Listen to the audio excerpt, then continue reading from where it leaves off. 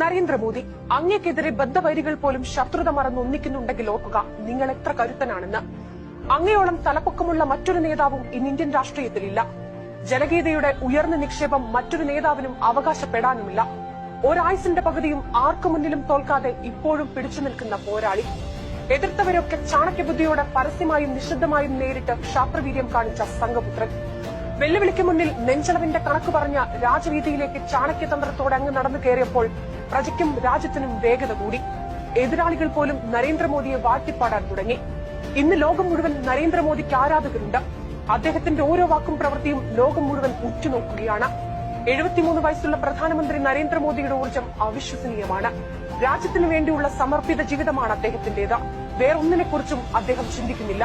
ഇത്രയും ഊർജ്ജമുള്ള കഠിനാധ്വാനിയായ ദീർഘവീക്ഷണമുള്ള ഒരാൾ ഈ രാജ്യം മുൻപ് ഭരിച്ചിട്ടില്ല. അതുകൊണ്ടാണ് ഈ മനുഷ്യനെ ഇന്ത്യക്കാർ മുഴുവൻ നെഞ്ചിലേറ്റുന്നതും ലോകം മുഴുവൻ അദ്ദേഹത്തിന് ആരാധകരുണ്ടാകുന്നതും.